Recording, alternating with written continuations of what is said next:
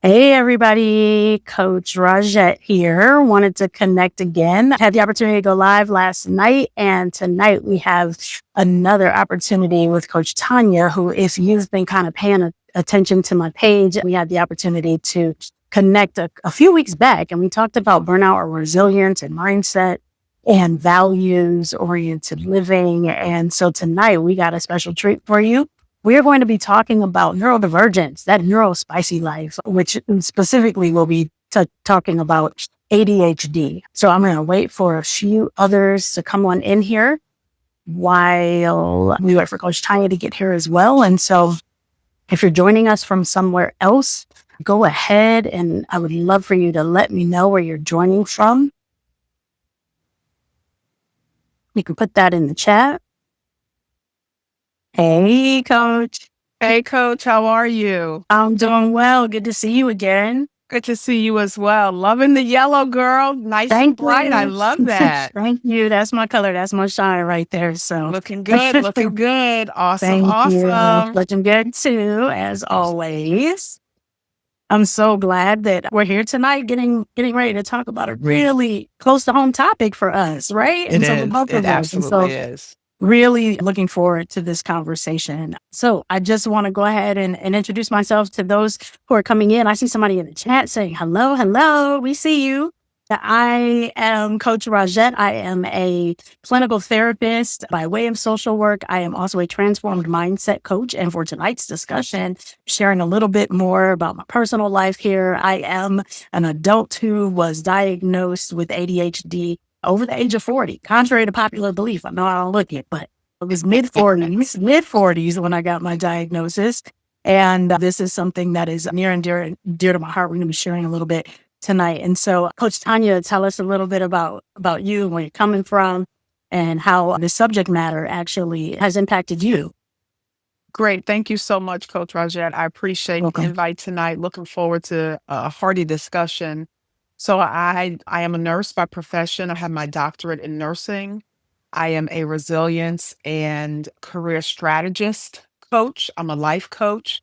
And from the ADHD perspective, I have raised a child, and possibly more than one, who is diagnosed with ADHD. Specifically, our youngest son was diagnosed with ADHD at about the age of 13 or 14, if I remember correctly.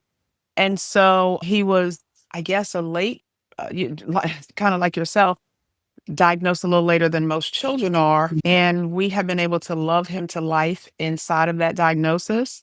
And so I'm looking forward to the conversation this evening and hope that he will join us and some others that may be on that struggle bus or that plight as well. And we can provide them with some tips and strategies for helping to cope. Mine from a parental standpoint, if you will, although I do have some mental health background, and certainly yours from a professional standpoint. Thank you. I'm really glad that you shared that. And so I'm definitely looking forward to this conversation. I do want to give some people a little bit more time to get in here. We do have, it looks like a couple of people in the room. So we just want to go ahead and just wait a few more minutes before some folks come on in here. So in the meantime, you're joining us from where? I'm from Virginia Beach, Virginia. And it's funny, a couple of weeks ago, our temperatures were blazing hot. And now we're on the cooler trend, almost fall vibes. I'm really not ready for fall yet, to be perfectly honest. But it is nice not to have my portable fan walking around with me everywhere I go. So I can so relate to the portable fan ministry. That's a good one. Portable fan ministry. I like that idea. Ministry. Absolutely. Listen, ministry means service. It's a nice service, right, to have. Yes, it is. Most definitely. You are where? I am in the Great Lakes state of Michigan, also affectionately called the Mitten. If you look at it and you've never paid attention, if you ever look at the mitten. Yeah, it does look like a mitten. It does. And so, like yourselves, we actually did have maybe about 3 or 4 days of cooler weather. And so it sounds like you guys have what we just finished having. And so now we're back into the high temperatures again. And it has been an interesting summer here. It's been warmer than a lot that I can remember in the past. More. And so, but I'm enjoying it. I love the summer. Well, so I remember last time we were chatting, it was, I think you were having storms that night. The Correct. storms came to us. So I'm thinking Okay. that heat wave is coming back our way again. So Yep. it's all good. I would much prefer warm weather than cold. Agreed. So I much prefer living where I live than where you live because in the wintertime, it's kind of cold there. That is correct. We Yeah. have these distinct seasons, and Yeah. usually summer doesn't feel or last this long in Michigan. And so we'll take it for most of us. I know a lot of people are complaining right now because they're kind of over it. But from Midwesterner, we do appreciate the seasons. I've gotten older. I don't know that I'm a true Midwesterner anymore, but I love fall. Fall is coming, so I'm excited about that in a little bit. Anything that has some warmth in the air is good for me. Just the cold, Okay. frigid snow, that's not my thing. Gotcha. Okay. Not at all. All right. Not at all. Gotcha. Well, let's go ahead and just hop into it. And we'll Absolutely. just wait for folks to trickle in if they come. And if not, I'm sure they'll see the replay. So, Absolutely. again, for those who are just joining us, just reintroductions real quick. I am Coach Rajette. I am a clinical therapist and also a transformed mindset coach. I have ADHD, or I've been diagnosed with ADHD. That was a few years back, and I was at the age of 44. And so it definitely had a lot of impact at the time, both good, in my opinion, also a little bit challenging. And so we'll kind of talk about our own lived experiences with this. And then, Coach Tonya, if you don't mind, just sort of reintroducing yourself for those who just joined. Absolutely. Absolutely. I am a nurse by profession. I have my doctorate in nursing. I am a career strategist and resilience coach. I am a director of nursing of a nursing school. So I have lots of different people to interact with on a daily basis. And I'm a life coach.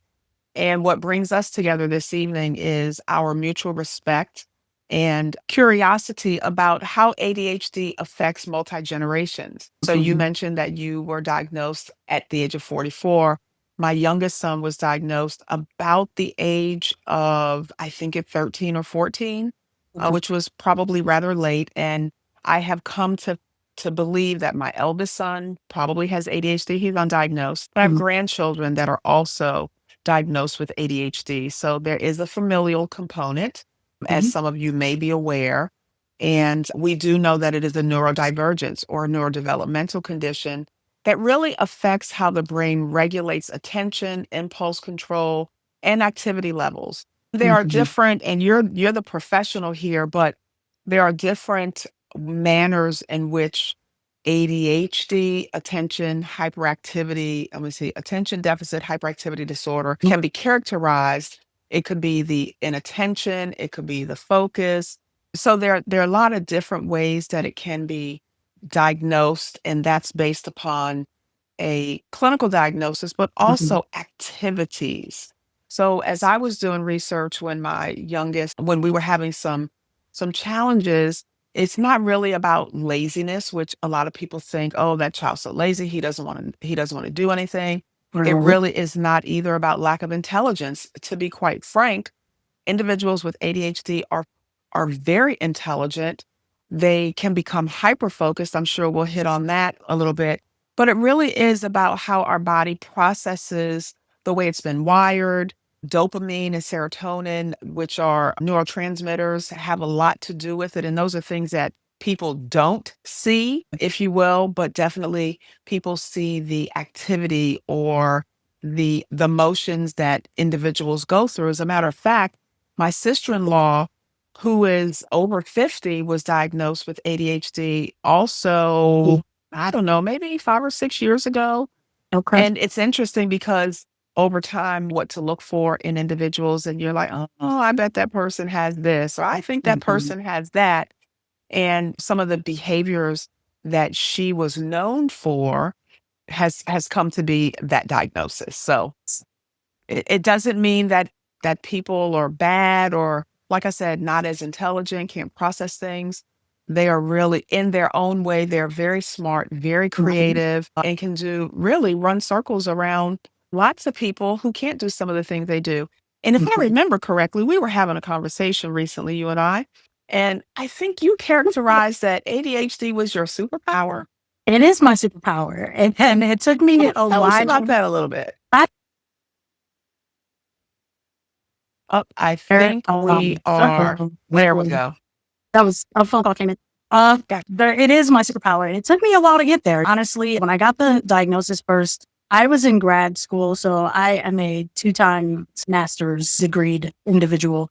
And I was in the beginning of the program, and it felt like literally all the proverbial wheels off the truck were falling off all at once. I'm like, what is going on? There was just like a lot of stress that was happening. And what we know is that stress can definitely impact the symptomatology of the Yes. ADHD. And so I just had a really hard time with organizing, right? Following through. I looked up and realized like, oh my gosh, I forgot to pay certain bills, critical bills, right? And as an adult over 40, it's like, girl, what are you doing? Yeah. And so I was grateful at the time to have a professor and also a supervisor, same person, who it's almost as if she just knew there was that she had some insight, and she said, why don't you get tested? Right. And she kind of alluded to it. And I honestly was in this space of denial. I'm good. Although internally I knew. And it's because for years I had been reading Attitude magazine. I had been looking at all the things because I definitely saw the presentation of these symptoms. And as a child, for the most part, looking back, hindsight being 2020, realizing, oh, this is what this is. So it did take me a while to get to the fact that it's a superpower. And the reason I say it now is because some of the elements of it. First of all, I'm a very creative person. That's something that's just been with me since I was a child. And I guess blame it on or give credit to the divine in that aspect. Yes. Also, though, I was raised an only child. I think there's some creative elements that naturally come in that type of way. But one of the other aspects that I started to really recognize as I dove into the research, and once I did get the diagnosis, before I became a therapist and really became educated in this area, was that pretty much everyone I knew who had ADHD or had the diagnosis were incredibly creative. They were incredibly nuanced thinkers, kind of the out of the box thinkers. Yes. Maybe process time was a little bit slower or delayed when taking in information, but when able to digest that information, brilliance would come out in the synthesis. And I was like, okay, yeah, these are my people, right? There was also the hyper focus elements. This is something that it can work for and against. And against, yes, definitely. But when you sort of learn some of the hacks, you can learn how to use it for being more productive in certain areas and follow through and really producing some incredible work, whether that's going to be in the creative vein or maybe it's a little bit more analytical. That hyperfocus can really work for you and not against you. And so that's why I call it my superpower, because I do think that there are aspects of ADHD that do separate me out. And frankly, it does, I believe, make you feel, or you can feel a little bit isolated or lonely at times. And what I mean by that is just kind of feeling like you don't fit in sometimes. Okay. And so, and that being maybe, I guess, the neurodivergence as a whole. And so I know this term, I just want to state neurodivergence is kind of a newer term, honestly, that we've been using. So we have neurodivergence and neurotypical. And basically those who are falling in the neurodivergent aspect are not necessarily for lack of a better word, the sort of dominant population of in terms of how you're thinking and processing in terms of the neurodevelopment. And so when it comes to being neurodivergent or neurospicy, that's a new one I've been hearing lately. Oh, which I actually like. I like neurospicy. I like that one. I can take that one on. Yeah, so there's an entire group of folks calling themselves neurospicy. But when it comes down to just kind of feeling like you don't fit in, I realized early on in life, and I didn't realize, of course, at the time that it was likely ADHD symptomatology, I did realize it was always just very difficult to fit in. And it didn't mean that I didn't have friends. It didn't mean that I couldn't engage well, because all of those things were true for me. I think in my experience, it looked a little different. So again, I think because of age, I think in here, because in the school systems back in the day, we had so many opportunities for creative outlets. We had opportunities for physical outlets, right? In our day, at school, we had recess built into school. We had the creative arts, the fine arts built into our curriculum. And I truly believe that when children have opportunities to engage in those types of outlets on a regular basis. That's a very experience important. Yeah. for the child, divergent or not, right? But Correct. certainly for those who are on a neurodivergent spectrum, so to speak, it's very important to have those outlets. And I think for me, the reason maybe it wasn't so pronounced in my youth was because I was literally involved in so many activities and many physical activities as well. So like pretty much every sport in every season. Wow. I was in the band, I was in an extracurricular. So this sort of bouncing between or multitasking or all of these aspects that could look very distracting to just the everyday sit down, be still in a classroom for all the extended hours.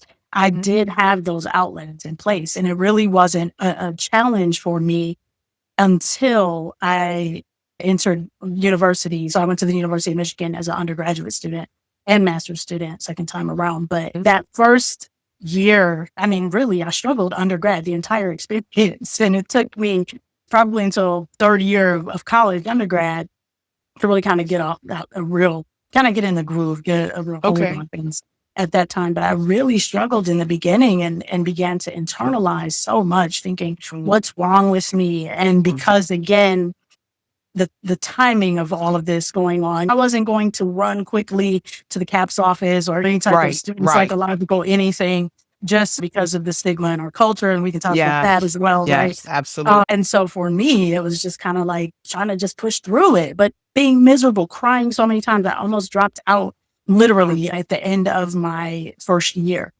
Met with a counselor, sat with the counselor, told them I was disenrolling and I was going to join the Air Force. I didn't know anything about the Air Force.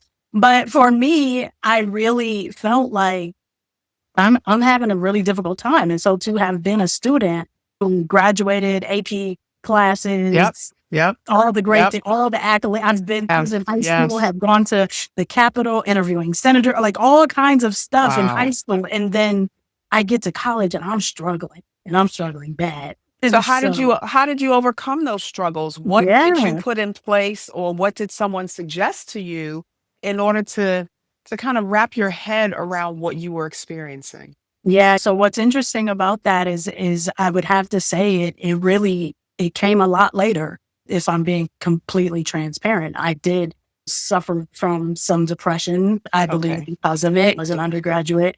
I would say for me, I did end up joining some student-led extracurricular campus, and that was helpful. Aspects of support and just having a network of friends, and I had incredible friends. But in terms of just trying to perform academically at the level that I was used to, being in class, always being the person who was the last one taking the test in the classroom. I literally had a class where I completely forgot to take a test, a very important test. It wasn't quite midterms yet, but I just forgot to put it on my schedule, and I showed up and we're having an exam that was weighted at like 25%. And I'm like, oh my gosh. And I was not prepared. And so those were some realistic aspects. So I think for me, it was obviously at the time, let me spend time getting tutors. Let me talk to some people. I was not aware of accommodations. And frankly, I don't know back then what accommodations were in place at the time. And so I was just really trying to just bare knuckle it.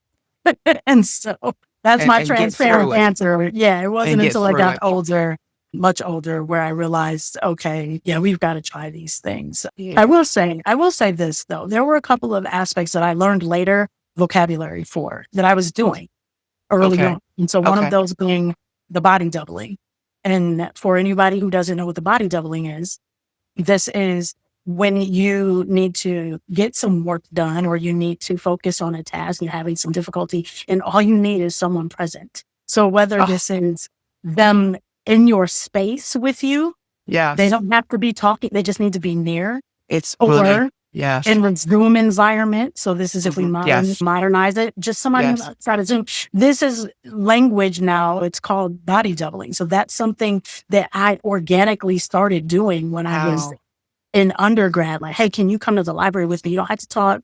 but can you just be with me? I Just want be something there. from you. Yeah. And so Yes. I found that that was helpful long before I had vocabulary for it and long before there was research that showed That that that showed was that was, something. yes. Yeah, Yeah, that was a thing. Yes. absolutely. Yes, we know a Absolutely. lot about body doubling over here because, Okay. yes, kinda piggybacking off of that just alone, I remember situations where my son he could get nothing done, however, if he would pull up a friend on the phone and they were chit-chatting, he would clean his room, he would Yes. do his homework. Whatever it was the sheer presence of Mhm. someone else, and I have not he told me it was a thing, and at the time, I was like, "Yeah, yeah, yeah, whatever. Okay, whatever it takes." But I think the important thing is when we recognize that these strategies or tips do work for us, that it is he look, my son is actually in the chat and he's like, I "Well, can I know the see story that. that's coming. Ha ha. Nope, I'm not telling any stories." But There we go. I do recognize, and I think it's important if there are any parents that are either on the chat tonight or that will tune into this at a later time to Mhm. recognize that our children, number one, are resilient. Our children are very Absolutely. intelligent. And even if they don't know the vernacular of body doubling, they know what works for them. And as a Yes. parent who is always concerned about how our kids feel, I'm one of those moms. My son and I would sit up because you mentioned depression. Mhm. Again, he was younger. So I remember night where I just knew that something was wrong and it wasn't necessarily ADHD related, but we do know that there is a great link between depression and ADHD. And it is really important for the parents out there that are listening that if you see some of these things that we're talking about, some of the behaviors, and we really haven't gotten into what some of the symptoms are. So I'll hit that for a minute. Just if your children are very easily distracted, if they have difficulty finishing tasks, if they forget things, you tell them X number of times and you come back, circle back, and they're like, oh, yeah, I forgot. If they can't organize their space, their place, their calendar, whatever, if they are excessive talkers, my son, he probably gets that kind of a little honestly, but we would venture into conversations and he would just, especially off meds, chit, chit, chit, Mhm. chit, chit, chit, chat, chat, chat, chat, chat, chat. Frequently losing things. That's another common symptom. Interrupting others, blurting out answers. And these things all have to all come at once. These are just some hallmark signs that one should know to look for. So in younger kids, for example, my granddaughter, if she can't sit still, again, she was diagnosed, two of them, can't sit still, can't put their thoughts together, get lost, like get frozen in a conversation, and Mhm. then they come back just like the light bulb came back Mhm. on. And so it's funny. He's saying that he always would get that he talks too much in class on his report card.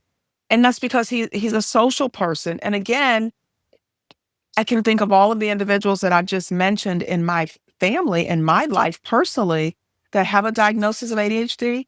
They're all Mhm. social beings. You have some people that are quiet. No, that's not this family. We are very social beings. So I wanted to share that because I think it is important for parents to recognize, for grandparents to recognize that there's not something wrong Yeah. with the child, that there are things that we need to pay attention to in order to help them to find their comfort place. And again, Mhm. they are smart, they know what works for them, but parents don't always listen to children. And so that's where I was going. I kind of went around. That's where I That's was all going. right. Parents don't always listen to what their kids are saying or how they are. They don't pay attention and really notice because everybody's Mhm. busy. Parents are busy, grandparents are busy, kids are trying to find their village. And it's very important for children that have ADHD to know that they are loved and they are accepted. So the conversations we would have, I would recognize that something wasn't quite clicking with him.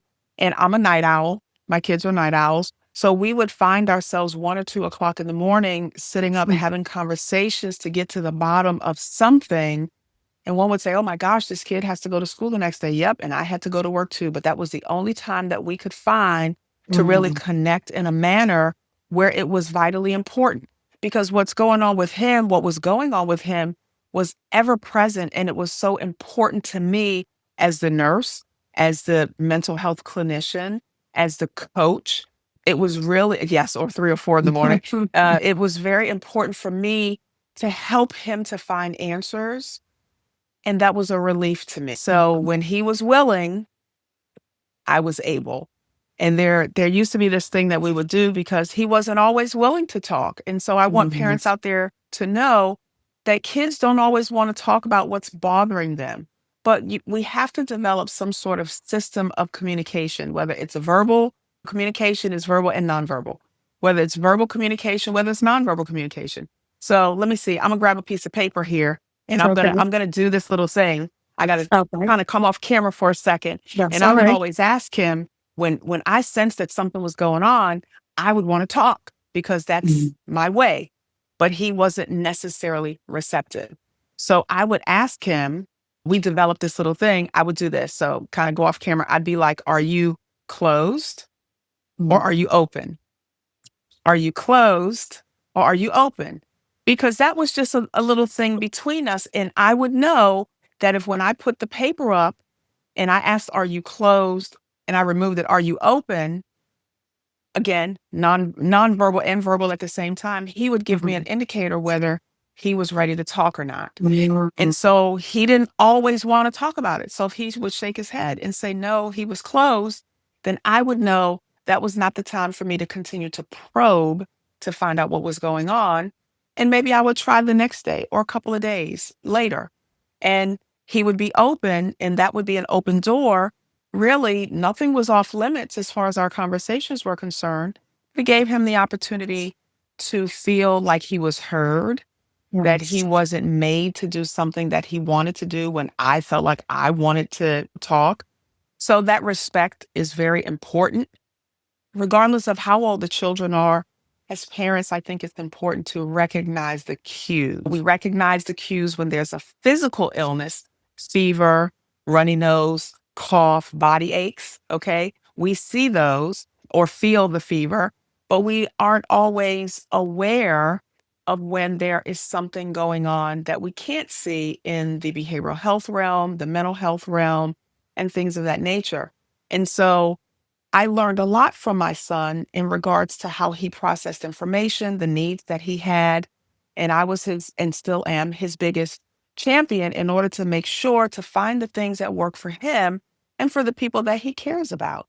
So listening to you talk about some of the struggles that you had in college, he had great struggles in college. Unfortunately, I think kids at 17 and 18 years old, college isn't for everyone. And it doesn't mean it's a bad entity. It's not. It's gotten both of us where we are. Both of us have 2 master's degrees and so on and so forth. But the fact of the matter is, sometimes they need to be a little more mature as well. And maturity does make a difference as it relates to the decisions that young people make. And oftentimes, parents are pushing children to do things that perhaps they're not ready to do. Now, I know there are a lot of parents out there that would say, oh, not me. Or there are a lot of parents that would say, yes, because Johnny needs to find a way to be able to take care of himself. Yes, Johnny does. But we can't push Johnny to do the things that he's not really ready to do. And I will tell you, those were conversations in our household before our youngest went to college. And I gave him an opportunity. Do you want to take a gap year? Are you sure that this is what you want to do? Is college the right fit? And his responses to all of those were yes, yes, and yes. And so we followed his lead. And that's okay, because I think that what we find is, again, maturity may be lacking, and there's nothing wrong with saying that. But also the options that they're presented with once something doesn't pan out, we have to provide those as well. So for those parents out there that don't quite know how to handle what you're seeing, number one, take a step back, take a deep breath, and recognize that there are a lot of resources that are available in your communities, through your physicians, through your churches, through your village, that may be able to connect you with individuals that will be able to help you to better help your child with whatever they are going. Because these types of things, they don't just affect the child, they affect the family. They affect the friendships. I recall you saying, Coach Rajette, that you were looking for, you had friends, but you felt like you didn't fit in. Boy, we went through that for a very long time. And I think it was really, in my estimation, once he graduated high school, he started developing a different set of friends and found his village, if you will. But he was loved throughout. He was cared for throughout. He knows that he was loved. He knows the things that we did as a family to try to help him to find the answers that he was looking for. And I think that's a very important message for parents. No, we're not always going to find the right answer the first attempt, but we have to keep trying because we have to be there for our children. We have to be the champions for them until they can be the champion for themselves. I love that. I'm so glad you shared that. I'm sitting here and I agree with, I see someone in the chat, Learn by Faith, and there were a couple things that they posted. One was great parenting, which I 100%, 1,000% agree with. And then they said, correct, children need options and should be encouraged to make choices. But I want to go back to this great parenting because honestly, Coach, I used to be an educator as well. So I used to be a system and I taught middle school. Fun times. And this is definitely transitional to a lot of aspects. And people either love middle school or they hate middle school in terms of teaching. Yeah. And I was one of these people that loved it, but also was like, y'all are crazy, right? But like, it's just a really unique age range, right? To be instructing. But what I often saw, and of course, I had classes with folks who were neurodivergent in the classroom with young people.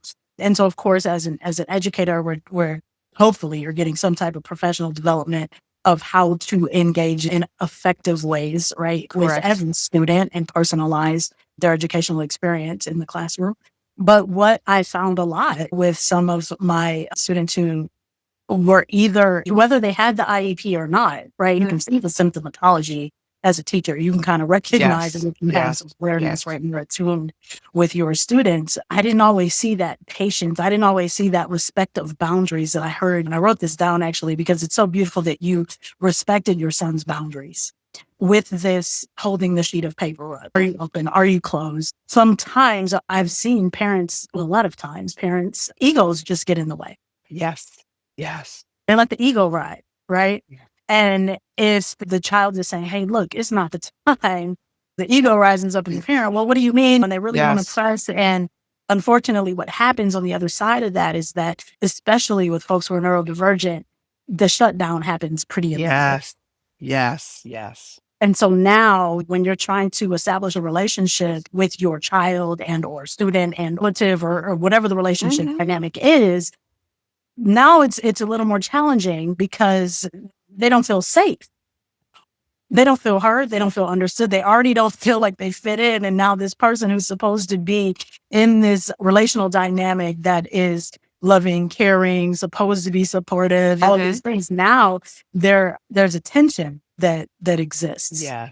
And so I'm listening to you and I'm like, this is beautiful what you've done in your family and particularly with your son. And I hope he recognizes it and understands. It's one of these things that you don't always see. And especially I'm thinking of, again, and I just will say back in the day, right? And just in a cultural context as well. I am curious to know, because I heard you mention grandparents, right? I am curious to know, in your experience, how challenging it was to maybe come to an understanding of what ADHD was. Oh, okay. And what it was not. Oh, well. So when he was first diagnosed, I did not believe it. I would not embrace it. And that was a challenge for me because I think that as adults, we don't want anything to be wrong with our children. We don't want them to be saddled with a stigma. So I'm talking like early. And quite frankly, it did take a while for me to accept that this was what he was presenting with. And I think through that journey, it helped me to recognize that he had some, and when I say special needs, he needed to be handled a different way. He needed for us to understand what was happening because remember, he's creative, he builds things, like for real. He's super intelligent. He will be the engineer that he wants to be because he will not be denied. Okay. So it's not about we had to create different things for him because he had a physical disability. It has a lot to do with learning differences. Not that they have a learning disability necessarily, but they learn differently and process information differently. But what's interesting is the way that it comes back at you is, like you said, it's almost like a superpower. There's nothing that these children or these adults can't do that they don't put their minds to. It may take a little bit longer because some of them are overthinkers and they have to have the conversation, which way am I going to go? They're multitaskers. My son has 3 computer monitors set up, and he would have 3 different things on his computer monitors, and he would have his cell phone. So that's 4 different things coming at him at one time. And he would always tell me, "Mom, there's like 15 things going on in my head right now." And I'm like, "Oh Lord, I'm so glad that's not me because I don't think I could deal with that." When in reality we do multitask, but maybe not at those levels. Correct.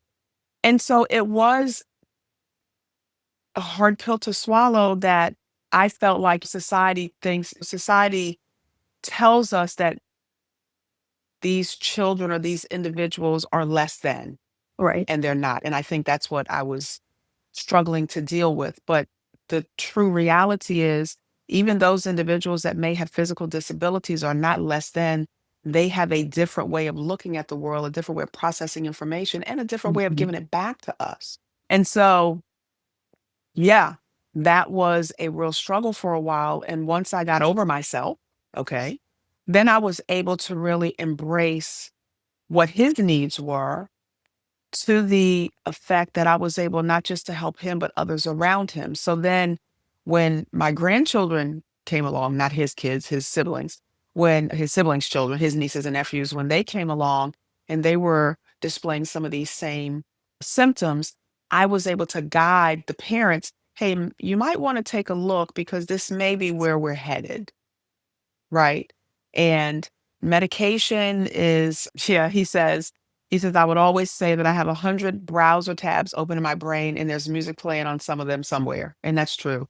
And if you think about that, you think about your computer, you have all these that you can pop back and forth or you're multitasking. And then there's music playing in the midst of all of that. And so this is what some of the ways that an individual that has this particular neurodivergent diagnosis has to manage on a daily basis while sitting in a classroom, trying to listen to somebody teach to them and showing minute details about a particular thing. They, you all, okay, you all have to be able to process what's already going on in the brain, plus the information that someone is trying to provide to us, and then break that down into manageable pieces and parts. Correct. I feel so seen right now. I just want you to know. So thank you. Oh, this is like, thank you. Thank you. And I see Big J, BMX. That's him. That's my baby. Yeah, I see his comments, and I'm so glad he's engaging. And it's funny because everything you named about his childhood, Yeah. literally was my childhood. And even him putting things in the chat, I'm over here smiling when the times when you're talking, it's because I'm reading it and I'm like, ooh, don't I know it, right? Because I was the kid. Literally every single report card, probably up through high school, talks too much. I was getting A's and B's in most of every class, but I talk too much. But look at me now, right? Big J, DMX, do you see do you see? Okay, because this is where we are, right?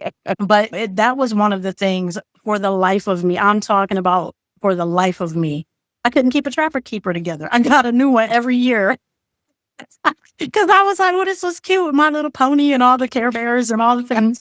And I couldn't keep it together. I couldn't keep my desk together. Nope. And so, Nope. and this, for some people listening, you may have no context about what we're talking about, but just back in the day when we used to have desk checks and all these things. And I struggled immensely. I remember a teacher dumping my entire desk on the floor, like dumping it. Oh my Clean it gosh. right now, literally. Oh no. And I was like, what is happening? And this was, again, back in the early, this was 80s, right? Yes. But I just remember feeling so defeated, right? Or comparing myself to other students. Yes. They could As keep if their something was trapper wrong keeper with you clean. and they were normal, but you were abnormal. Yes. Exactly. Because their trapper keeper was yes. clean and organized. They weren't forgetting to turn in homework that they actually did. Yes. Yes. They could find their homework that they actually did. Right. So it was all of these things. And I'm like, okay, what in the world is going on? And again, as a kid, you do just end up comparing yourselves to other students.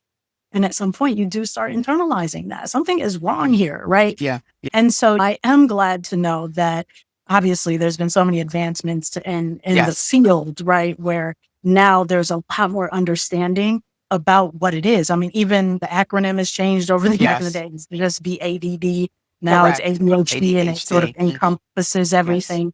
The other thing you did mention that there is this familial aspect, and it is in families. But I did want to make a distinction as well, because in terms of presentation, what we do see and what the research does show is that oftentimes it presents differently in those assigned female at birth.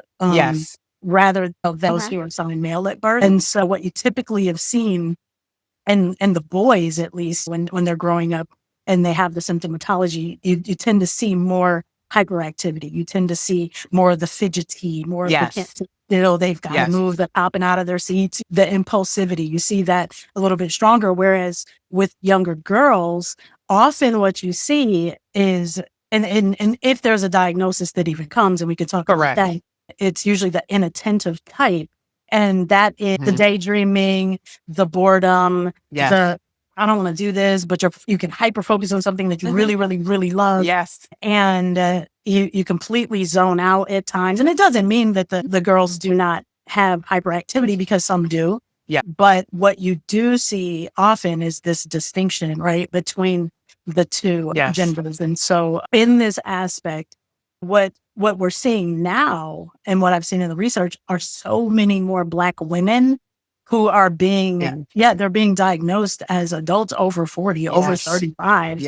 And it's really unique, because basically, if you think about it in the context, and because I have had that hat on as a teacher, right, before, when you think about it in the classroom dynamic, if someone is bouncing out of their seats or moving or fidgeting, they're getting most of the attention from the teacher.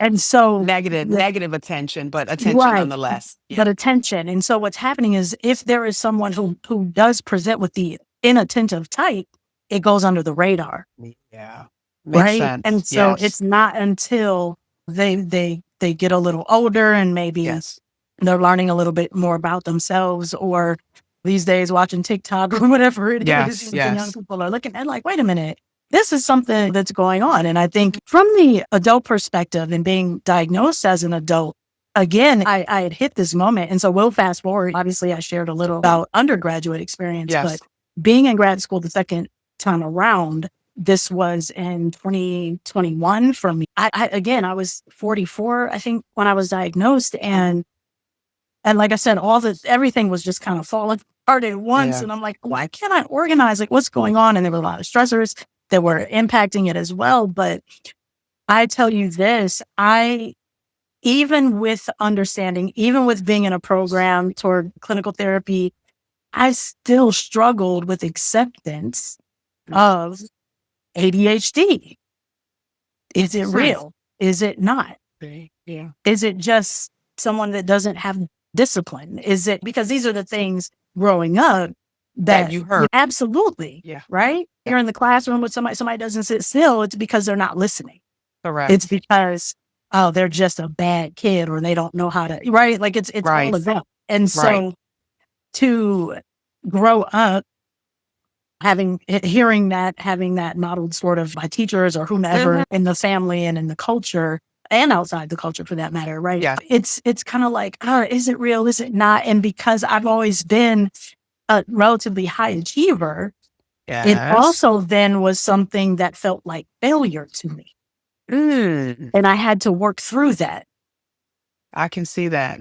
I definitely, yeah, we have that problem in this household. I am the only person in my family that has a level of education that I do. Okay. And I only say that as it relates to the part of the discussion that you're speaking of now. Oh, sure. And so when I think of, I have very high expectations. I set very high expectations for not only my children and for my family members, but for my students, as I mentioned at the top of our discussion, that I'm a director of nursing of a nursing school, which means that I do manage the educational component of nursing students, the hundreds. And yes, I do have young women primarily that do have ADHD. And so we have to manage that these are adults, adult individual in the classroom. And some of the same things that you're saying, inattentiveness, I can think of a couple of specific students that have presented over the course of time with the inattentiveness and how that is captured by their faculty members and their performance. Now, their performance may or may not be superb or subpar, but just their lack of engagement in the classroom, in the discussions, which are so very, very important here. And the comment in the chat is my undiagnosed girlfriend here next to me said, "Oh, so just describe my entire life then, all right?" Wow. With the piece when we were talking about how ADHD can be manifested in younger women. And so we do see that, and that does continue even into the older sector. I have students from 19 right out of high school into their 50s that want to go into nursing school. So I have seen the gamut, quite frankly, along with the co-diagnosis of anxiety disorders, Absolutely. depression, especially in a high stress environment. We mentioned that earlier. High stress environment. It's very difficult to work through some of these things for individuals that aren't quite sure what's going on in their brains.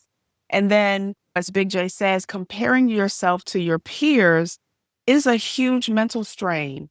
And that's regardless of what age you are. So you think of here the children when they're trying to formulate relationships with their peers in elementary school or middle school or high school for that.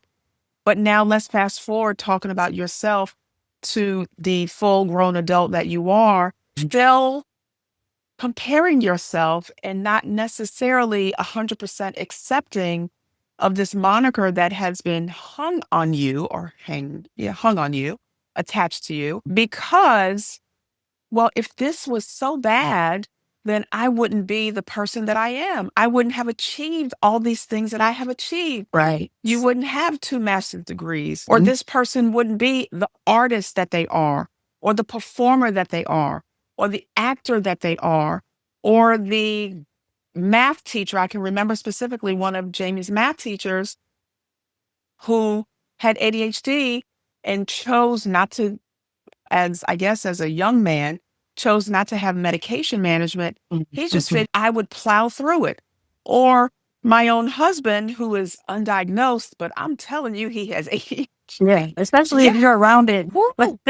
Yes. But when you compare yourself to others, that comparison comes in when I made the statements earlier, normal and abnormal. But what is normal? There's no such thing as normal. There really isn't. Show me what a normal person looks like and how they act. I don't know where that one exists, because we all have unique idiosyncrasies that make us uniquely who we are, that make us that, what is your word? That authentic individual that we all are. And that's what makes us loved more. That's what makes us want to or cleave to people that either are similar or different than we are, because that part of us needs to be fed. Yes. Yes. I love that. One of the things that I want to just state also for the audience is that and this is my personal belief, and I know there are other clinicians who believe this, and there's research that kind of suggests it, is that ADHD, I think everybody's a little ADHD, right? It's just on the spectrum. That's how I feel. That's Right. what Jamie says all the time. Yeah. Yes. And all neurodivergence for that matter, Yes. right? So the words, instead of sort of the normal, abnormal, it's the Yes. neurotypical, neurodivergent. And Mhm. what's unique and interesting about my experience is that before I was formally diagnosed, I had the opportunity to live and teach over in Thailand. And this was Okay. from 2017 to 2019. And what's interesting about schools over there, first of all, teachers are esteemed very, very highly over there. So second in command to like government structure, like it is very Okay. Awesome. And basically because of that, children are certainly held to a high standard in terms of how they engage in the classroom and discipline and all of those things. But in my observance, I was teaching at a Thai government school. They had an English program within the school. Okay. And so I was part of the English program. But what this gave me opportunity to experience was sometimes sitting in their Thai classes. Okay. So what was interesting about that, they would have 2 math classes, 2 science classes. One would be in English, one would be in Thai. Oh, wow. And so I would get a chance to sit in some of the Thai classes. I didn't speak Thai, other just a little bit for the Thai folks out there. Need noise, just a little bit. But what I would pay attention to, I would observe behavior because, of course, in the U.S., in the context of the West, Yes. right, in the school system, behavior is one of the most observable things, and it's often the classroom management dynamic that is most challenging for teachers. So over there, I watched it and it looked drastically different. There are reasons that it looks a lot different than I've been to, but I sometimes would sit and I'm like, okay, I don't see the presentation of the symptomatology as much over here. And I'm talking about this being a collectivist society. So just for context, the school day would begin and everybody, including teachers, the rest of the staff, children. So let's say I don't know if we had kindergarten. I can't remember if we had kindergarten at the school, but certainly maybe like 1st or 2nd grade up to 9th grade, 9th or 10th. But the little kids they could sit. We had to do meditation. They did meditation in school and they could sit for a long time, uninterrupted and focused. And I'm like, this is different. And for those students who were seemingly outliers, to be frank, for those who were a little bit more expressive and what we would likely end up sending them for some accommodations or something like that in terms of ADHD or hyperactivity, what was interesting about the teachers is that they would move them to maybe the back of the classroom, but they'd still keep them in the classroom. But here's the thing. What I learned, and this is Thai culture as a whole, they are very, very, what's the word I want to put here? They promote the arts in a huge way, and they promote athletics in a huge way. Okay.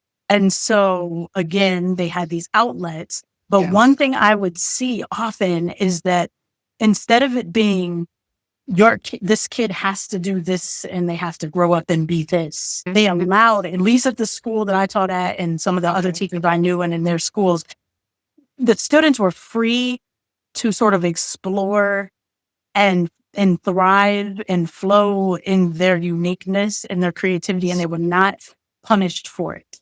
Oh, wow. And so amazing. I said, wow, like I'm sure there's neurodivergence here. Yes. It's just not spotlighted because they're adapting to the child and their needs organically. Yes. Wow. And imagine if we did that in this country. Exactly. So when I came back, and again, this was before my diagnosis, right? Yes. But when I came back and started really diving into the research, when I got my diagnosis, I was like, man, this is different, right? And I really am a proponent, definitely, for recess in school and playing and all of these things. And unfortunately, that has been mixed in our system over here. But what I can truly say is that, at least from my experience and what I personally believe, is that, again, I think more people are neurodivergent than neurotypical. I think our systems here were created by neurotypical people. Yes. That's what I believe. Yeah. Of And so course. it's hard to maneuver within It is. these cookie cutter systems, I guess, is what I'm kind of seeing. Yes. It can be challenging. And so, It can be very challenging. But what's scary in regards to that is I think with this regime, we're flipping the script because anything that is not, what word would I put here? Anything that's unusual, yes, that isn't what one would consider normal is bad. It's right, bad for you. We're not embracing it. We're going to erase it like it doesn't exist. right. And I have a problem with that. Absolutely, because you're erasing our existence. Absolutely. I have a problem with that. So, Agreed. wow, Coach Rajette, Yes, this has been amazing. I Yes, agree. let's see. Jamie says lots of people are pushed into the mold, and the dross that's left behind and the rest that's left behind gets forgotten. Yeah, And yeah, in regards to the example with the tie, yes, most definitely. The opposite would be we are pushing people to do things that we feel are best for them in their best interest. However, that may not be what's best for them or for our society. correct. Because if you think about all of the great things that come out of people that are wired differently. Just think about Einstein was dyslexic, if I remember correctly. And imagine if he had been cast away because he was different, right? Yeah, So just imagine if we don't encourage those of our children, those of our students, those of our community members who may be a little different, whatever that looks like and whatever that means, if we were to cast them aside, who's to say Jesus might have been cast aside? true, Well, he was. true, He true. was. And so we have to just continue to recognize that whether people are neurotypical or whether they're neurodivergent, that everyone deserves to be treated with respect and dignity Absolutely. and given the opportunity to live within their authentic selves, whatever that looks like. In the school system, whether it's from elementary, middle, whether it's secondary education, collegiate, or otherwise, we need to all embrace the fact that we are each different. We each bring something different to the table.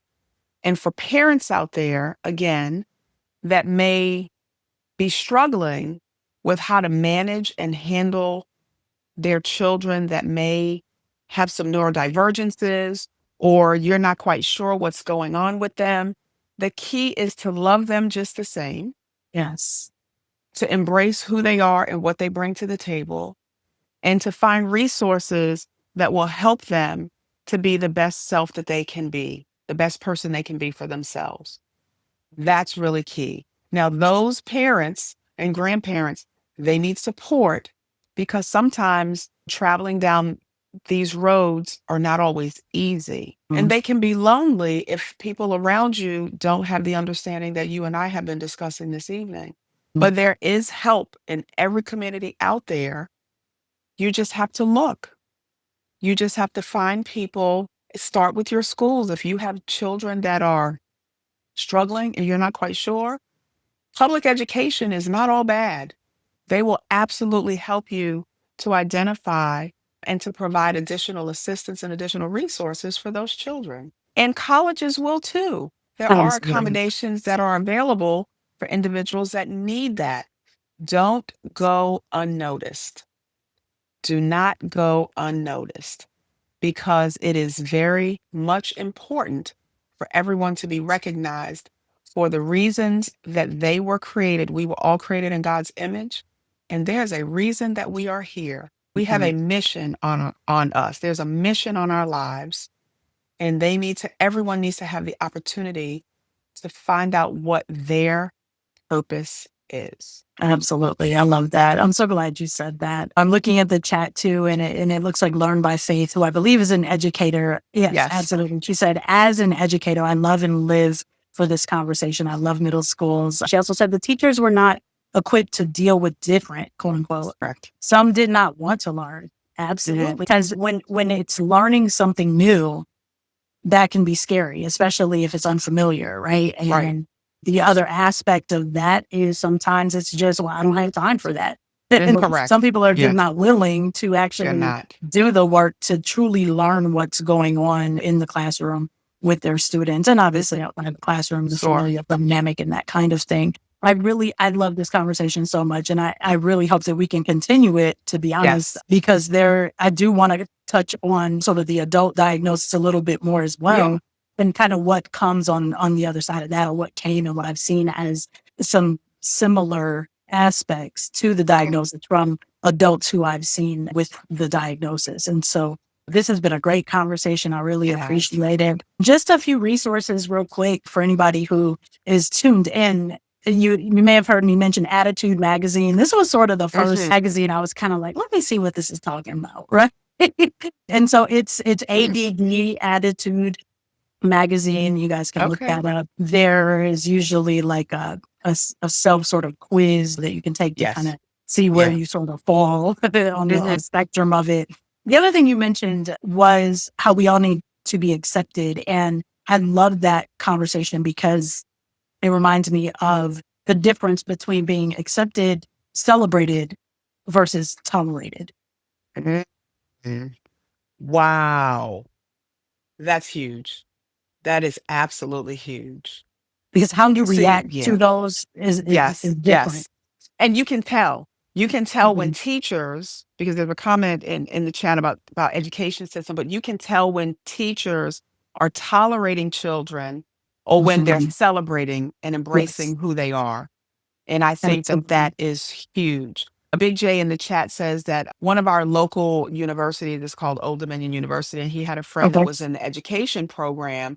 And he said that in the early elementary education program, they have a whole section of the curriculum about neurodiversity and how teachers should handle it. So education for educators is getting better, even from the very beginning. And I think that's very important because we have to teach teachers how to teach others. And I know that professions like teaching and nursing and legal and things of that nature, they do have to have certain amount of continuing education credits on an annual basis. And so it's good to know that those in, I guess, the Department of Education and those entities that are responsible for putting together curricula recognize that neurodiversity is not a phase.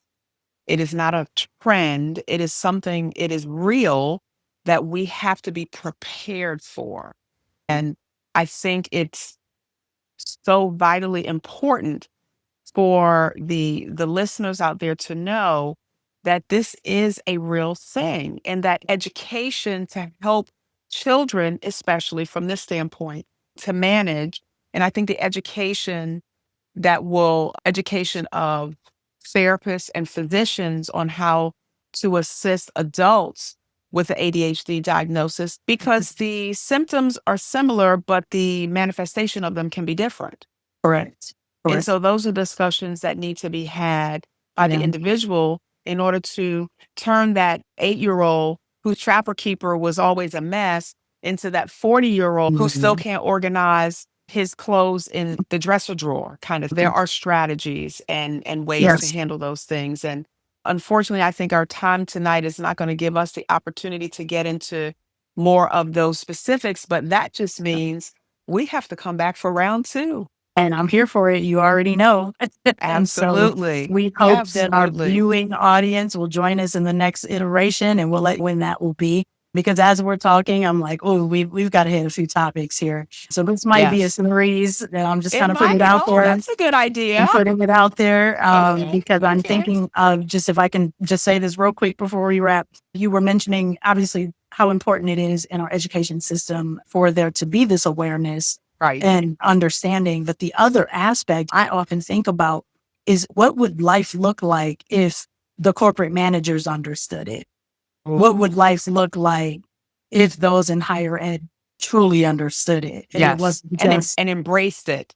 exactly, right? Yeah. Because goodness, like if you could understand that the person that you hired has this neurodiversity, right? Like this Yes. neurodivergence, and could put them in the right seat on the right bus in the capacity in which they Yes. work.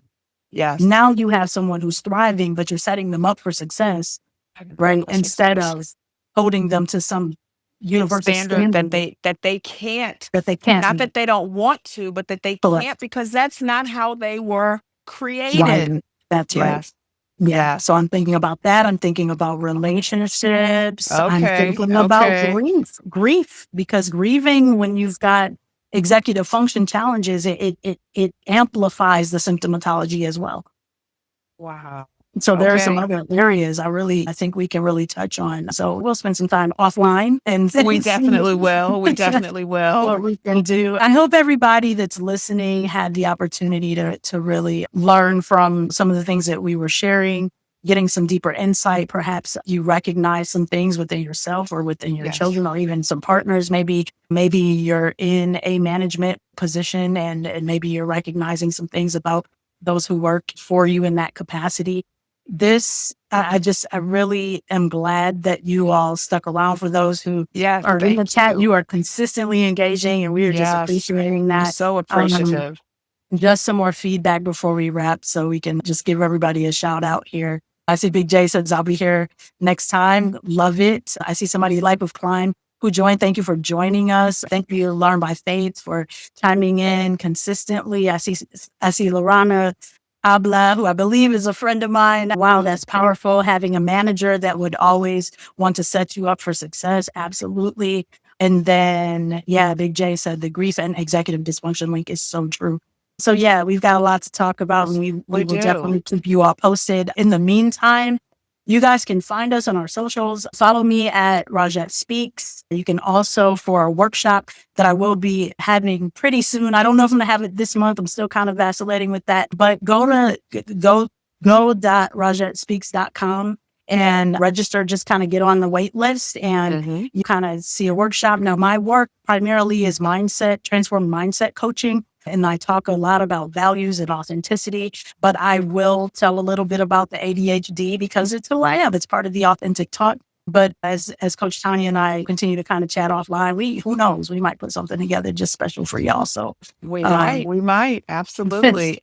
And you can check me out at Coach Tonya C on Instagram. I do also offer workshops. Again, my primary is burnout. I'm a burnout coach, resilience coach, life coach. And there are so many things that are intertwined in all of those areas. And especially if you are burnout and you have some neurodivergence, ooh, can you imagine? I can. Yes, I know you can. You can. So, hey, look, guys, please be checking Instagram. We hope that if you're not following us, that you will definitely follow us, and we will promote our next part 2 of our discussion on ADHD and how we can manage better. How that individual, whether it's the individual him or herself, whether it's those people that are tasked with caring for individuals that have ADHD, needs to be supported, how it can improve your workspace if your upper management recognizes that you have some additional needs. And yes, Jamie, you may be smelling a podcast in the making. You might be, sir. Would you be interested in being involved in that? So thank you so much. Thank you so much for sticking around. We're a little overtime tonight, but we really do appreciate all the love that you've given us and the engagement that you have provided this evening, because that's what makes conversation rich. This was a very rich conversation, and we look forward to doing much, much more. Coach Rajette, I'll talk to you soon. And for our guests out there, thank you so much, and we'll see you all soon. Y'all take care. Thank you, Coach Tonya. Have a good night. All right, you too.